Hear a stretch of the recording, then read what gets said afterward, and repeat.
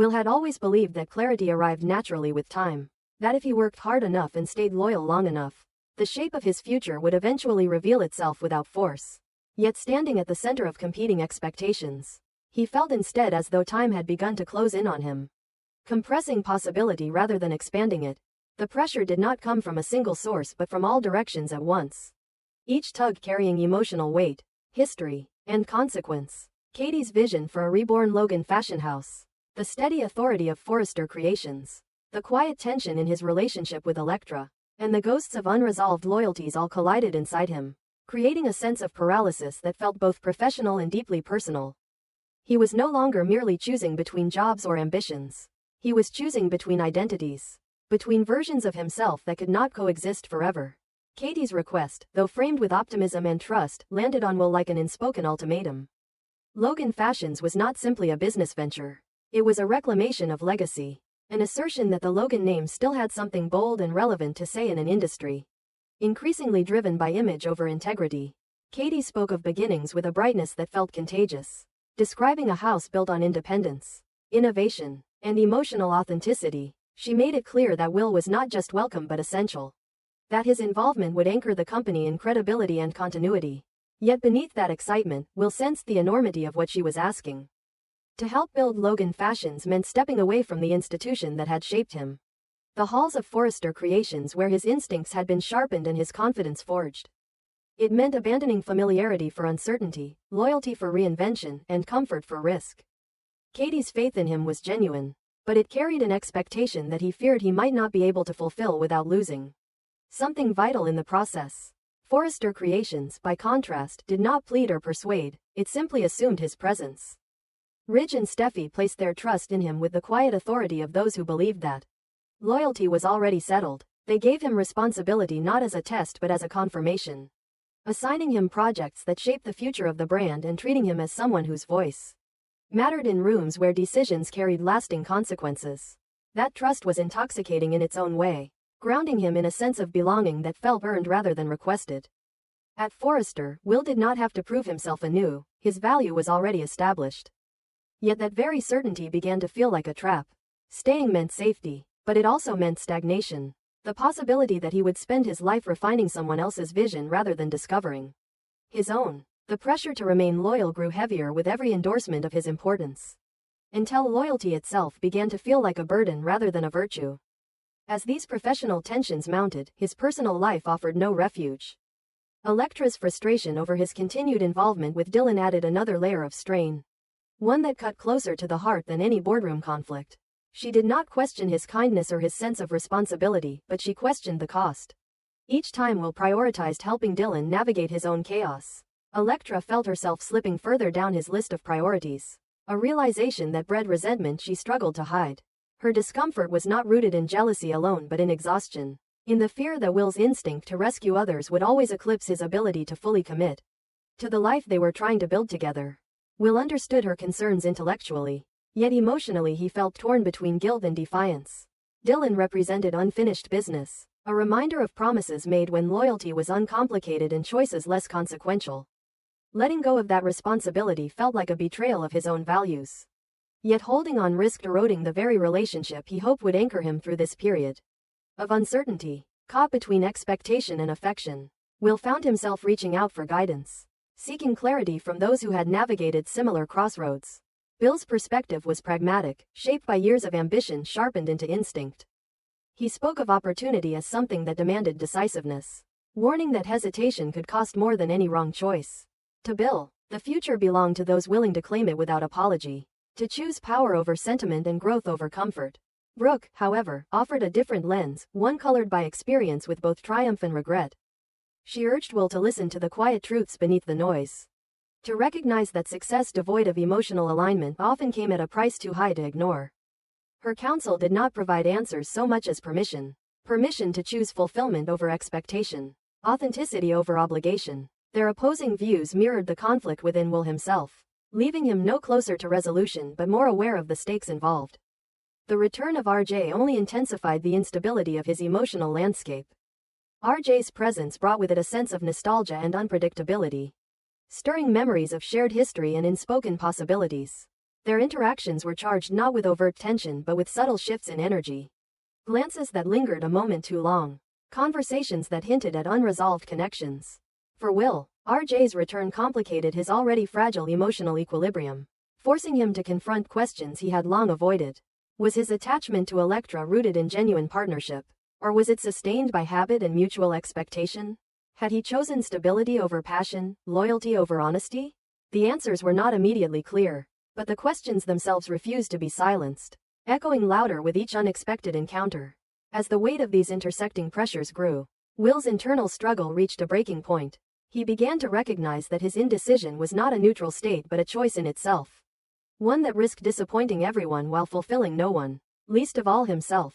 The fear that had held him in place was no longer fear of failure but fear of clarity. Fear of acknowledging that some paths, once chosen, would close forever. He grappled with the realization that loyalty, when unexamined, could become a form of self-erasure, and that ambition, when unanchored, could hollow out the very success it promised. Each sleepless night sharpened his understanding that neutrality was no longer sustainable, that the tension tearing at him would not resolve itself through patience alone. Gradually, through exhaustion rather than epiphany, Will began to see his situation with painful honesty. The choice before him was not simply between Forrester Creations and Logan Fashions, nor between Electra and the unresolved pull of his past. It was a choice between living reactively, shaped by the expectations of others, and living intentionally, guided by his own values and vision. He acknowledged the cost inherent in either decision, the inevitability of loss alongside gain.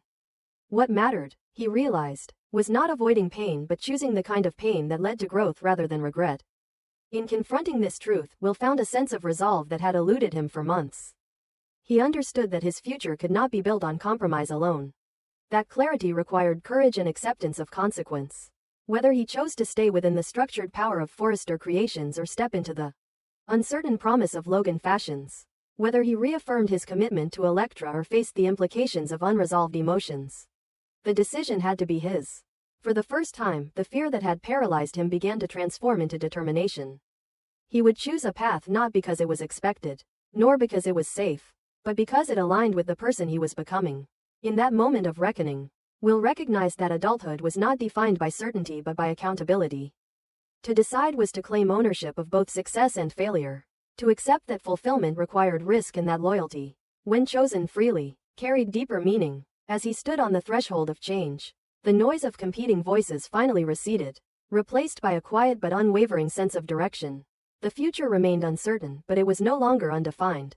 Whatever lay ahead, Will knew that the life he was about to shape would be the result of deliberate choice rather than reluctant compliance, a testament to the courage it took to step forward when standing still was no longer an option. Once Will accepted that indecision was no longer an option, he discovered that clarity did not bring peace the way he had imagined. Instead, it stripped away the comforting illusion that there was a path where everyone would remain whole. The more honest he became with himself, the more sharply he felt the consequences of choice pressing against his ribs. As if the future itself were demanding a price in advance. Every space he occupied now felt temporary, every role provisional, as though the life he had been living had quietly entered its final chapter without informing him.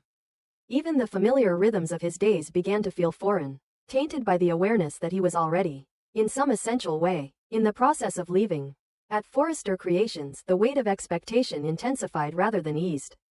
Ridge's confidence in him became more visible, more public, a series of gestures that communicated trust not just to Will but to everyone watching. Each responsibility handed to him felt like both an honor and a tether, binding him more tightly to a future he had not yet consented to. Steffi, too, leaned on him with increasing frequency, her reliance subtle but unmistakable, signaling that she saw him not as a supporting figure but as someone integral to the brand's survival in a volatile industry. Will performed his duties with precision, yet beneath that competence simmered a growing sense of dissonance. He was excelling in a role that no longer felt like an extension of himself. And that contradiction gnawed at him in quiet moments when the building emptied and the lights dimmed. Success, once intoxicating, now tasted faintly of resignation. Katie's enthusiasm, by contrast, only sharpened the divide he felt within. Her vision for Logan Fashions continued to unfold with an almost relentless optimism. Each new idea layered upon the last, forming a future that seemed vivid and alive even in its uncertainty. She spoke of possibility with a kind of reverence, as though creation itself were an act of defiance against stagnation.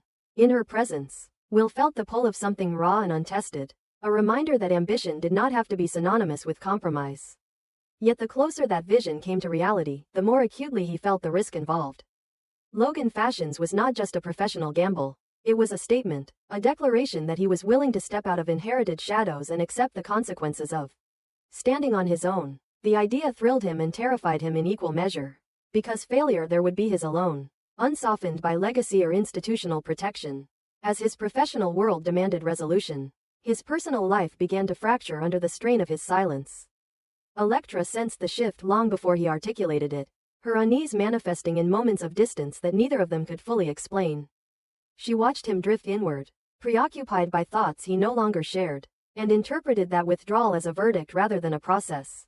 Her frustration with his continued involvement in Dylan's life hardened into something more painful.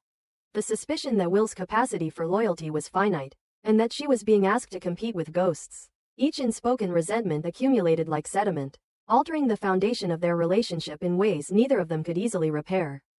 Will, for his part, felt trapped between empathy and self-preservation. He understood that Elektra's concerns were not unreasonable, yet he recoiled from the idea that caring for someone in crisis should require the erasure of another bond. Dylan represented not just obligation but memory, a reminder of a time when loyalty had been instinctive rather than negotiated. Severing that tie felt like amputating a part of himself, even as maintaining it threatened to bleed into every corner of his present life. The tension between what he owed others and what he owed himself reached a crescendo, forcing him to confront the uncomfortable truth that good intentions did not guarantee good outcomes. The re-emergence of RJ intensified this emotional volatility, introducing a variable Will had neither anticipated nor prepared for. RJ's presence was a mirror held at an awkward angle, reflecting versions of Will he had outgrown or perhaps never fully inhabited. Their interactions carried an undercurrent of possibility that Will found both unsettling and illuminating. RJ did not ask him to choose, did not demand clarity or commitment. Instead, he simply existed as a reminder that attraction and connection could be effortless. Unburdened by history's weight, that ease unsettled Will more than conflict ever had, because it suggested that some of his struggles were self-imposed, sustained by fear rather than necessity. As these pressures converged, Will's internal dialogue grew harsher, less forgiving. He began to interrogate his own motives with a precision that bordered on cruelty, questioning whether his hesitation stemmed from thoughtfulness or cowardice. He wondered if his loyalty to Forrester Creations was truly about gratitude, or if it masked an unwillingness to risk obscurity. He questioned whether his commitment to Elektra was rooted in love or in the comfort of familiarity. Whether his concern for Dylan was altruistic or a way to avoid confronting his own unresolved past. Each question peeled back another layer of self-deception, leaving him exposed to truths he could no longer ignore. The advice he had received echoed in his mind, refracted through his evolving perspective. Bill's insistence on decisive ambition now seemed less ruthless and more pragmatic, a reminder that opportunity rarely waited for certainty. Brooke's emphasis on emotional alignment gained new resonance, underscoring the cost of pursuing success at the expense of authenticity. Will realized that these perspectives were not mutually exclusive but incomplete on their own, each offering a fragment of wisdom that required integration rather than selection. The challenge lay not in choosing whose advice to follow, but in synthesizing those insights into a vision that felt genuinely his. Gradually, the idea of decision transformed from a looming threat into an act of self-definition. Will began to see that the fear surrounding his choice was less about loss and more about accountability. To choose meant accepting responsibility for the narrative of his life, relinquishing the ability to attribute dissatisfaction to circumstance or expectation. That realization was sobering but oddly liberating, offering a sense of agency that had been absent from his months of deliberation. For the first time, he entertained the possibility that fulfillment was not something to be discovered but something to be constructed through intention and risk. This shift did not resolve his conflicts so much as reframe them. He approached his work at Forrester with renewed awareness, appreciating the skills and relationships it had given him without mistaking them for destiny. He engaged with Katie's plans not as an escape but as a potential evolution, evaluating each possibility with a balance of optimism and realism. In his relationship with Elektra, he began to recognize the necessity of honesty, even when that honesty threatened stability. With Dylan and RJ, he acknowledged the emotional truths they represented, refusing to dismiss their significance while also refusing to let them dictate his future unchecked. As the moment of decision drew closer, Will understood that whatever path he chose would reverberate beyond himself, reshaping the lives of those who had invested in him. That awareness did not deter him but deepened his resolve to choose with integrity rather than expedience. He accepted that disappointment was inevitable, that some bridges would weaken or collapse under the weight of his choice. Yet he also recognized that a life lived in perpetual appeasement would ultimately betray everyone involved, hollowing out relationships until only obligation remained. Standing at this threshold, Will felt a quiet intensity replace the chaos that had defined his inner world for so long. The noise of competing expectations softened into a background hum, allowing his own voice to emerge with clarity and conviction. He no longer sought the perfect answer, only an honest one. The future remained uncertain, its contours undefined, but for the first time that uncertainty felt like possibility rather than threat. What awaited Will was not resolution but transformation, a process that would demand resilience, humility, and courage in equal measure. The decision he was preparing to make would not end his struggles. It would simply align them with a purpose he could stand behind. In that alignment, he sensed the beginning of something truer than success, something rooted in choice rather than compliance. As he moved closer to that decisive moment, Will understood that the life he was about to claim would be irrevocably his, shaped not by fear of loss but by the willingness to step forward into a future he had finally chosen to face.